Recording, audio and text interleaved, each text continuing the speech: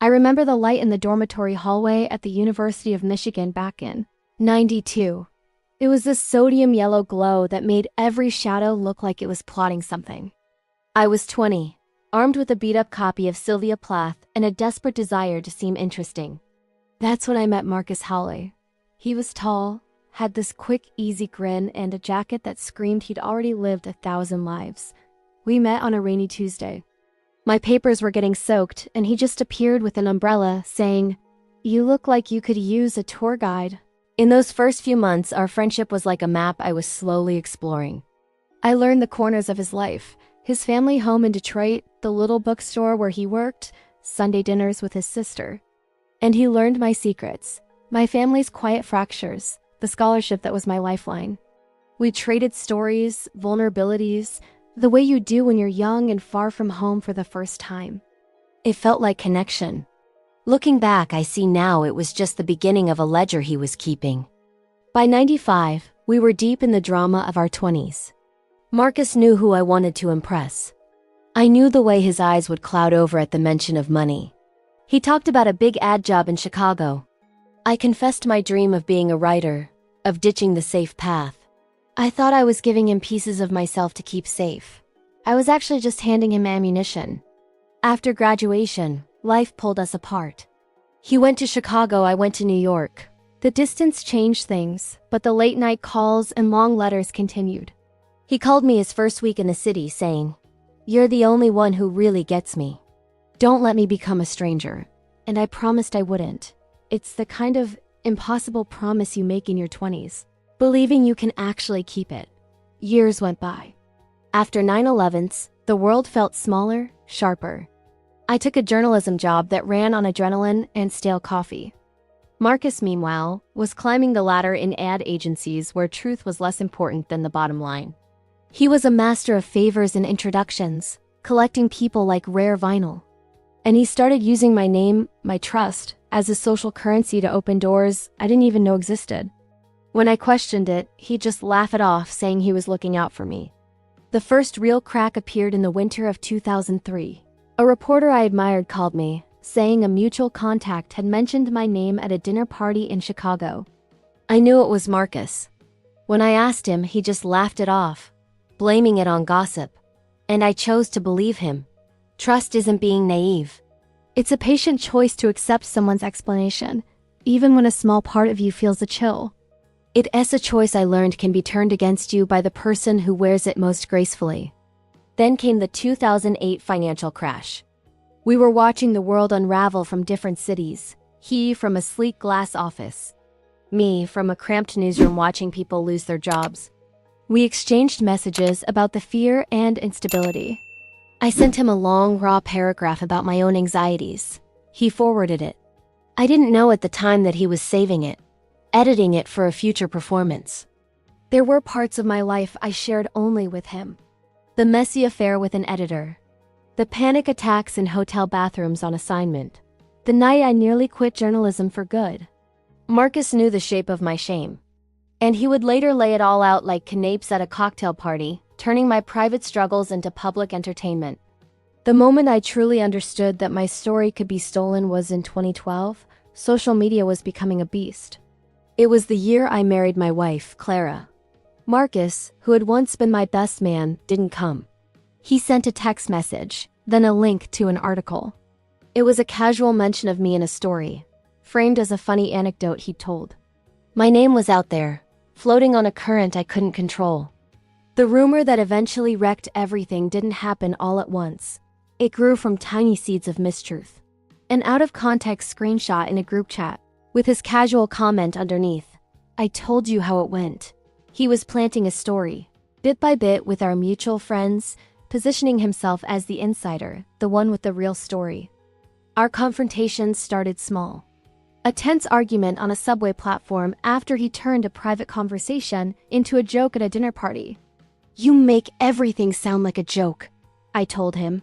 His reply was cold, transactional. "You always think people are out to get you." And in that moment, I felt both foolish and completely exposed. By 2017, the rumor had taken on a life of its own. A blog post, citing no sources, twisted a private vulnerable story into a public accusation. It spread like fire. Marcus was there, in the background of the conversations that fed it. He texts me, "This is insane. Just ignore it." It was his classic move. Create the fire, then present himself as the calm voice of reason. I tried to fight back with facts, with emails, with context. But the internet doesn't reward quiet reason. It rewards a spectacle. The more I explained, the bigger the story grew. The national mood was already tense, angry. My personal crisis became just another log on the bonfire. I later found out he had traded pieces of my privacy to a reporter at a national magazine. In exchange, he got a favor for one of his clients. The magazine published a piece that spring, mentioning me with careful implication, but no proof. When I called him, furious, his voice was chillingly calm. "You told enough people. It's not surprising they talk." He had turned my own intimacy into leverage against me. The fallout was swift. An anonymous source sent a screenshot of a private conversation Marcus had circulated to my newspaper. Suddenly, my editors were questioning me. Colleagues I'd known for years looked at me differently. I was put on administrative leave. My inbox was a war zone of sympathy and venom. I walked the streets of my own city feeling like a ghost. I had always prided myself on my resilience, but I never imagined I'd be brought down by the very architecture of my own trust. The final proof came in a voicemail. A friend sent me a recording Marcus had left for someone else. In it, he calmly described using my story to advance a conversation. The clinical coolness of his voice was the last piece of the puzzle. It wasn't about anger or revenge. For him, it was just business, a transaction. My life, my reputation, my trust, it was all just currency in his ledger. It took me years to see the full picture, to understand how a friendship I cherished had been, for him, just a long, calculated investment. Thank you for listening to my story. It's a difficult one to tell, but I believe in the power of sharing our experiences. If this resonated with you, please consider liking this video and subscribing to the channel. It helps more than you know. That recording was a vertigo I couldn't shake. I replayed it in my kitchen while my wife Clara made coffee. We didn't speak. Some silences are so heavy because you know they're about to change everything. I took the file to a lawyer. His advice? Cautious action. Preserve evidence, document everything, and don't react impulsively. That legal jargon felt like a lifeline, but also like a cold hand on my heart. The law moves slowly, but rumors? They travel faster than a subpoena. By the autumn of 2018, the story had poisoned my relationships. My mom called from Detroit, asking if I was in trouble. My sister, my anchor, asked if those things were true. I felt like a house with all its windows pried open. My so-called friend Marcus had masterfully whispered his narrative into the ears that mattered most: family, employers, social circles, all while keeping his own hands publicly clean. He knew how to plant a rumor so it seemed to sprout on its own like rot from within. The entire archive of our friendship became a weapon against me. Old emails, private messages, even pictures from dinners, things shared in trust, were suddenly exhibits in a case I didn't know I was fighting. Someone leaked a voicemail I'd left in 2007, drunk and scared. It was presented as proof of my instability. Reading each leaked item felt like flipping through a dossier on myself, my life reduced to fragments chosen by someone else to inflict maximum pain. Betrayal is a curated act. The betrayer selects what will hurt the most. That winter, I had a face-to-face confrontation. It was January 2019 in a busy Soho coffee shop. Marcus sat there, sipping an Americano, with that same smile I once thought was affectionate. "You know I never wanted to ruin you," he said. The whole room just seemed to narrow down to the steam rising from his cup. "Then why?" I asked. He just shrugged and mumbled something about complexities. It wasn't the dramatic showdown you see in movies, where the truth is finally revealed. Real-life confrontations are more like a soft erosion. He explained his actions as a series of miscommunications, as if the devastating consequences were just an accident. I left that coffee shop with my hands trembling, not with victory, but with the cold knowledge that he had rehearsed every line. My pain was just another point of leverage for him. My marriage started to creak under the strain of this public mess. Clara tried her best to hold our home together while I was dealing with calls from investigators and the endless rumor mill. One night, her voice fierce but exhausted, she told me, "We can survive this, but only if you let me help. You can't carry it alone." I hated that I had brought this chaos into our life together. But I knew that fixing things would take more than just explanations. It would require complete transparency and rebuilding trust with everyone who had been hurt just by being close to me. So, in early 2019, I started my own quiet investigation. There is a grim clarity that comes when you regathering proof to save your own life. I spent hours pulling old messages off servers and long nights listening to recordings, trying to hear the cadence of truth. Then in March, I found it. An email Marcus sent to someone else, using a specific phrase from a private conversation we'd had. He had repurposed my own words to sell his version of the story. Evidence accumulates like snowfall. You don't notice the tracks until you step back and see the full picture. As I pieced everything together, a new kind of anger took hold. It wasn't blind rage. It was a sharpened sense of purpose. I thought about all the years I had given him access to my most private thoughts, and the moments he chose to cash in on them. I thought about my mother's worried call and my sister drifting away. And I decided, right then, that I would not be silent while he curated my ruin. This wasn't about being a hero. It was about survival. When someone lies about you, you have a right to reclaim your own story. In May of 2019, word got out that my newspaper's editorial board was holding a hearing. They wanted to review policies on sourcing and personal conduct. Like clockwork, a message from Marcus appeared. I wish it hadn't come to this. His timing was impeccable in its fake regret. When I offered to show the board my evidence, the recordings, the messages, they asked for corroboration. Institutions have reputations to protect. The day I handed over copies of everything, the city was humid and the subway smelled like rain. I walked into that office with a simple manila folder and the feeling that I was stepping onto a stage. I had to speak plainly. The board listened. They were careful and slow, the way powerful people are when faced with messy human lives. But their power was limited. Even with proof, the social court of opinion is a stubborn thing. Friends who had been neutral started picking sides. Others just retreated, citing complexity. What shocked me was how many people, even when shown the proof, preferred the comfortable fog of "we can't be certain" over the stark reality of what he'd done. That summer, the magazine that had published the original damaging piece ran a small correction. It clarified some context, but stopped short of a real apology. It was like trying to dry a flood with a damp towel. Marcus posted a single sentence online. Grateful for clarity. He thanked no one. He just thanked the idea that he had gotten away with it. As the year went on, my life reordered itself in subtle, chilling ways. Invitations stopped coming. My phone would light up with numbers I didn't recognize. The world had become a hall of murmurs. But in the quiet moments, there was tenderness. Clara would hold my hand at midnight and say, "You are not what they made of you." Those words were the fuel that kept me going. I started documenting not just the evidence, but the pattern of his manipulation, the strategic timing, the specific people he targeted. It became a map of betrayal. In November, a friend from college reached out. He'd found an old email thread showing Marcus coaching someone on how to frame conversations about me. Seeing it, I felt a wave of relief. Finally, another pair of eyes saw the pattern. Validation didn't feel like a victory, just a necessary stitch in a deep wound.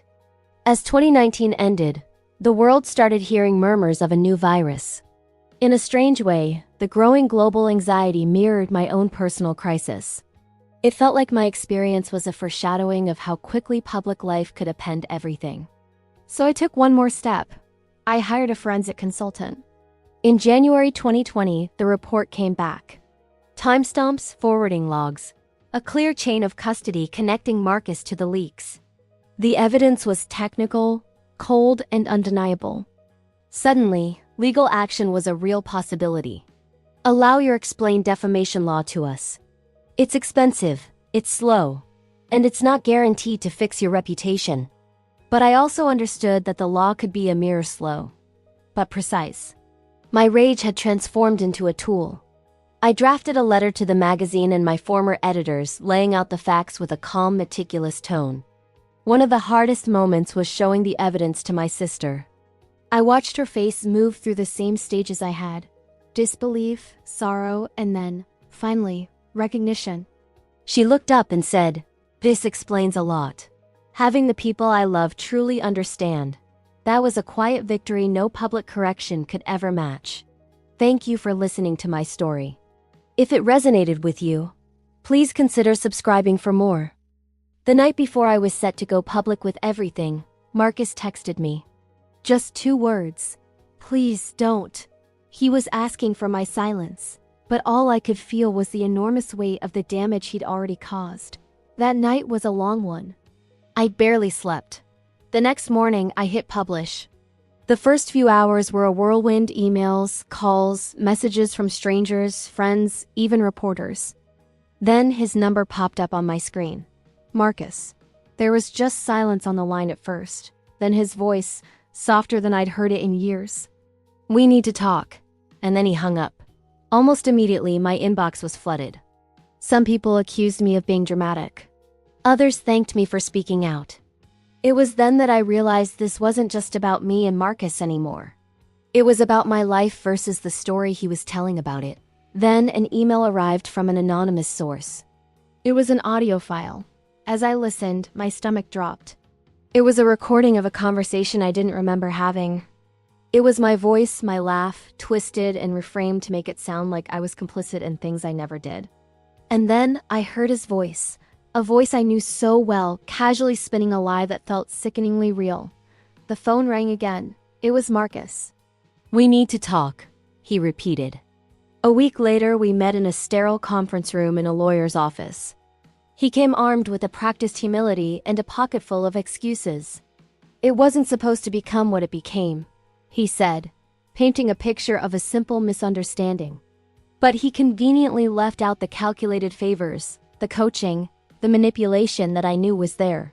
He offered vague regrets and empty promises of repair. It was a performance, and I'd seen it before. I knew then that private apologies wouldn't fix public damage. So I prepared for a fight. My lawyer and I sent a formal demand for a retraction. This was in April of 2020, right when the world was locking down. Defamation cases are invasive. They promised to dig through my voicemails, my private emails, everything. But the cost of my silence felt so much higher. Marcus's reaction was exactly what I expected. He offered to make a few quiet calls, to broker some corrections behind the scenes. He wanted to preserve his public image while I was left with the fallout. I refused. Instead, I compiled a dossier, a mountain of evidence. Email headers, forwarding logs, forensic analysis linking his phone to the leaks. Sending it off felt like launching a flare into a dark sky. The legal battle had an immediate ripple effect. Some news outlets that had published his version of the story agreed to reconsider. Others dug in their heels. Colleagues who were on the fence before were now waiting to see how the legal fight would play out. Marcus's circle, meanwhile, closed ranks around him. He masterfully positioned himself as a caring friend caught in a misunderstanding, a victim of circumstance. The power imbalance was staggering. He had decades of social capital. I had the truth and a growing sense of exhaustion. In August of 2020, I stood before my newspaper's editorial committee. I laid out the chain of custody, the timestamps, the screenshots, the transcript of that damning voicemail where he talked about using my story for his own gain. They listened, took notes, and in the end, they recommended a full correction and an editor's note explaining their sourcing failures. Another magazine followed suit. Small repairs started to appear, like stitches in a torn-up piece of fabric. But a correction in print doesn't just erase the original lie from people's minds. Social media memory is short and favors the sensational. I saw people who had once doubted me now double down, believing the original story was the real one. The battle between fact and fiction became my daily reality. I started writing long, documented threads online. I did interviews, insisting on walking through the timeline, letting the data speak for itself. Some people listened. Some didn't. The legal process churned on. We were in the thick of discovery, with depositions happening over Zoom. It's a bizarre experience, having your memory and your tone analyzed under a microscope while you're sitting in your own apartment. The defense tried to paint me as an overzealous complainer. My lawyers worked to expose a pattern of intent. Every question about a private moment felt like a fresh wound, but every answer was another piece of the mosaic of my truth. And then, more material started to surface. An old email from a former colleague encouraging Marcus to frame matters to impress clients. A text thread from years ago where he discussed the value of having a certain name in a room. None of these were bombshells on their own, but together, they painted a clear picture of his methods. Vindication didn't come all at once. It arrived in small increments, mixed with a deep, bone-weary fatigue. Some days, I felt strong enough to walk by the river and just breathe. Other nights, every notification on my phone made my chest tighten. Publicly, Marcus was a chameleon. He'd post about friendship and regret one day, then retweet articles about cancel culture the next. His narrative was always shifting. But in the depositions, the truth was undeniable. He tracked favors, traded confidences, and used people for his own social and professional climb. At one point, we got our hands on an internal memo from one of his old agencies. It read like a ledger, with names and dates attached to introductions and wins. Seeing my private life rendered in cold corporate language was surreal.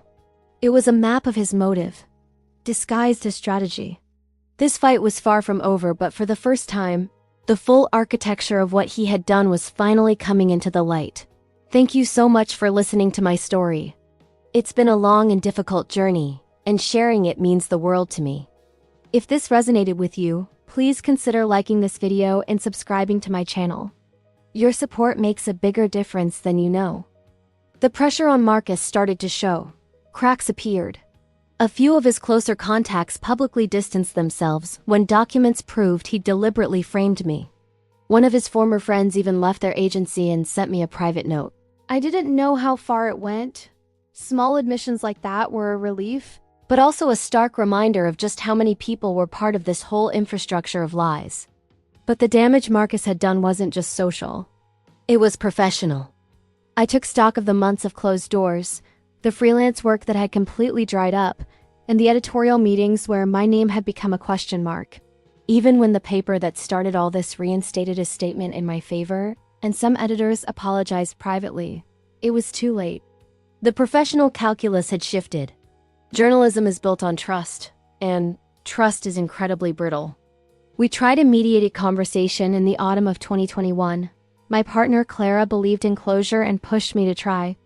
So there I was, sitting across from Marcus in a small room, rain lashing against the large windows. He spoke with the practiced rhythm of someone who had rehearsed his remorse. He admitted to errors, but denied any malice. In a voice that, surprisingly, didn't tremble, I told him exactly what his choices had cost me. Jobs, friends, and the peace of mind I once took for granted. He offered these tiny, pathetic gestures of restitution, introductions to editors, notes to people he'd influenced, things more suited for a business deal than genuine sorrow. The mediator asked me what I wanted. I wanted him to acknowledge what he did publicly. I wanted him to admit his intent. I wanted the full story told. Marcus balked. Of course he did. The cost wasn't just about my reputation. There were so many nights when Claire and I would just lie awake, trying to map out a new future, a different life. Maybe fewer articles, more teaching. Maybe a small book about the whole experience instead of chasing daily scoops. The pandemic had already changed so many careers. This crisis just made reinventing myself an absolute necessity. So, in early 2022, I started teaching part-time at a community college in Brooklyn. I taught seminars on narrative ethics and source responsibility. It felt like I was patching the cracks in my own life in a different way. Talking to students reminded me why I got into journalism in the first place: to witness, to translate, to protect the vulnerable with care. That work started to mend small pieces of me, not by erasing the past, but by redirecting its energy. Then came the legal settlements.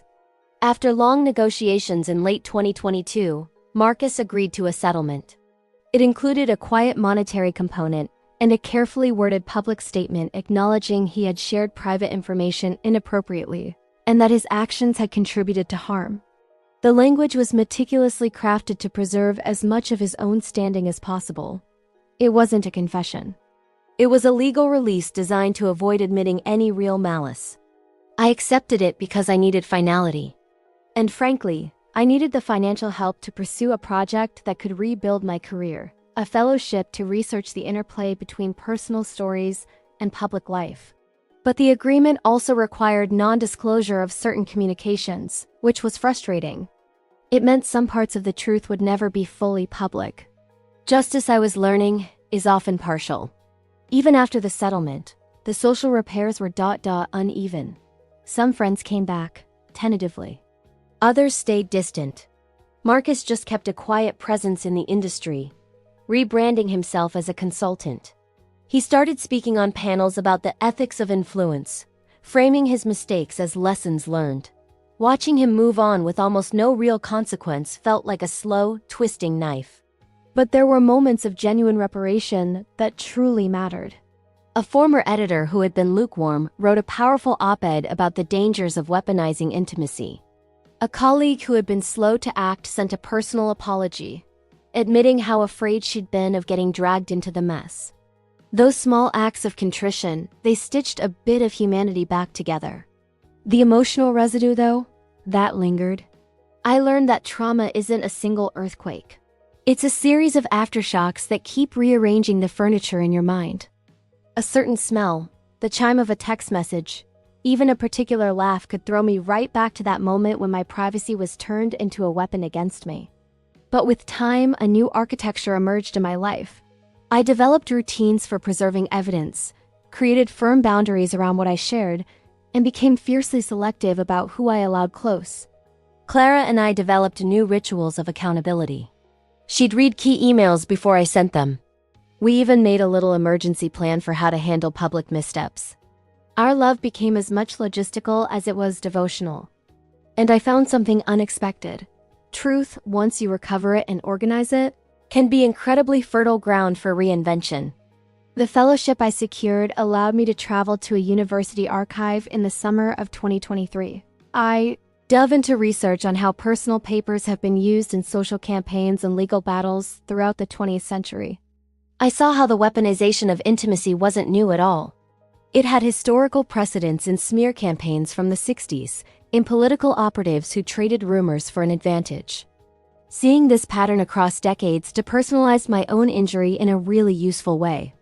It made me feel less like a solitary victim and more like a witness to a recurring technique. Publishing articles from that research helped reestablish my voice as one that sought context and tested claims. But rebuilding a life is not a straight line. In the spring of 2024, a new whisper surfaced, a small piece in a regional newsletter misquoted an old interview. For a few hours, all that old unease came rushing back. I felt the adrenaline, and for one panicked afternoon, I considered calling my lawyer again. But I had learned to move differently now. I sent a correction request, documented everything, and accepted that the cost of an immediate, messy fight would outweigh the temporary sting. The crisis passed quickly because my tools for responding were practiced, and because I now had allies who would amplify the correction with care. There were restorative moments too. A group of mutual friends arranged a dinner in the summer of 2024. Marcus didn't come. But one woman who had once amplified a rumor about me sat across the table and said, "I am sorry for how I made you feel. I was young, and I chose badly." The apology was imperfect, but it had weight. Reconciliation, I learned, isn't just about public statements. It's about the slow, private work of changed behavior. Professionally, I pivoted. I now live a hybrid life, teaching, writing occasional features that allow for more nuance, and working on a book that examines how private confidences are so easily weaponized in public life. The book, which was published in late 2025, wasn't a cathartic tell-all. It was an inquiry, an effort to translate my personal harm into a structural understanding. Writing it forced me to sit with complicated feelings, anger that was still hot, grief for friendships that couldn't be rebuilt, and a careful gratitude for the people who stayed. The process of publishing it was strangely redemptive. Readers wrote to me, saying the book helped them recognize similar patterns in their own lives. Those letters were their own kind of quiet recompense. These past few years taught me that transparency can be a form of armor, and that creating boundaries is also a form of ethics. I learned to speak more cautiously, to vet confidences, and to refuse to be in rooms where gossip was the currency. These were small daily shifts that added up to a different kind of dignity. Clara and I rebuilt our domestic life around privacy, with weekly check-ins where we'd voice our fears before they could grow. It wasn't dramatic. It was the simple, sturdy scaffolding of our life together. There are sorrows that will never fully resolve. My mother died in the late autumn of 2024, and in my grief, old insecurities resurfaced. I thought about the conversations I never had, the doors closed by rumor. At the funeral, a cousin who had once been a friend of Marcus's hugged me and said, "You were brave." The word landed like both a blessing and a rebuke. It reminded me that bravery is often just the quiet daily stuff paying bills, showing up for class, not always something spectacular. In quiet moments, I still revisit that archive we built, the messages, the logs, the emails. I can see the anatomy of betrayal with painful clarity. Attention diverted for self-advantage. Confidence is repurposed as social capital. But naming it, understanding its mechanics, helped me redraw my boundaries. It fueled the book and the classes I teach.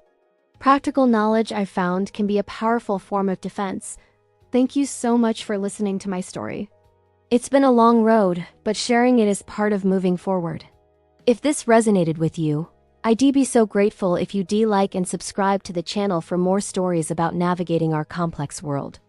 Marcus, on the other hand, continued his life on a different plane. He kept ties with certain clients, spoke on panels, and penned essays about the need for nuance in an age of outrage. Honestly, sometimes his writing just felt like he was trying to save his own skin. At a panel in early 2026, a moderator cornered him, asking directly about his part in my public downfall. His response was a masterpiece of corporate speak all, about growth and the pain of learning. It was the kind of language reputation managers love, and the audience? They applauded his supposed honesty. That's when I realized applause doesn't always have a moral compass. There were moments, of course, when I felt a hot flash of anger at how easily he seemed to move on. But then, I'd recognize that our paths had simply split. He was still navigating his world of influence and networks, while my life had become something quieter, something I was rebuilding slowly, piece by piece. The real change for me wasn't about getting public vindication, it was an internal shift. I stopped judging my worth based on what others were saying about me. Instead, I returned to the work that once gave me purpose, storytelling. But this time, with a deep respect for context and a commitment to caring for those with quiet voices. I learned to forgive myself for being young and naive, and I found a strange kind of grace in just having endured it all. The truth, even when it came late and in fragments, didn't just fix things. It gave me a whole new direction. The price I paid was immense. I lost jobs, friendships fell apart, and that solid ground of knowing who to trust crumbled beneath my feet. Yet, amidst all that wreckage, I discovered new ways of living, new kinds of work, and a much deeper understanding of where true honesty really lies.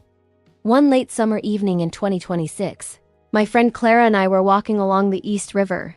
The city was bathed in that thin, golden light of early evening, and the river was a smooth strip of glass. We talked quietly about the years that had passed, celebrating the small victories. My book, the students who told me my story, made them feel less alone. The friends who had stuck by me through everything. We paused to watch a barge glide under a bridge, and just then, my phone buzzed. It was a message from an old colleague. "Someone just posted an old thread that mentions you. It's spreading." My heart clenched in that all too familiar way. The old instinct to brace for impact came rushing back. I looked over at Clara, and I saw a mix of recognition and sheer exhaustion on her face. We found a bench, and she squeezed my hand tight. "We have what we need," she said. I wanted to believe her, and in a way I did. But the life I had so carefully rebuilt still carried the memory of how messy and slow the truth can be, and how even the strongest defenses need constant maintenance. That message on my phone pulsed with both possibility and threat. I felt that specific, old dread creep in, not because the lie was new, but because the world still seemed to have an insatiable appetite for one. So, the story doesn't end with a clean victory. It ends with the quiet understanding that healing is a process that never truly stops. It ends with knowing that while truth is the only path to rebuilding a life, vigilance is the constant work required to live that new life. This was another powerful story from our channel. Life has a way of showing us that it's never too late for justice, for redemption, or for finding peace. Every story you hear is real, lived by people who discovered their strength right when everyone else thought they were defeated. If this story resonated with you, hit that like button and tell us in the comments, what would you do in this situation? Your opinion truly matters to us. Don't forget to subscribe to our channel and ring that notification bell so you never miss one of our compelling stories. We bring you new tales of betrayal, intrigue, and resilience every single week. Share this video with someone who needs to hear that it's never too late to fight for what is right. Sometimes, the best revenge is simply living well and proving that you can rise above it all. Thank you for being a vital part of our community. Until the next story, remember, every ending can be a new beginning. See you in the next video.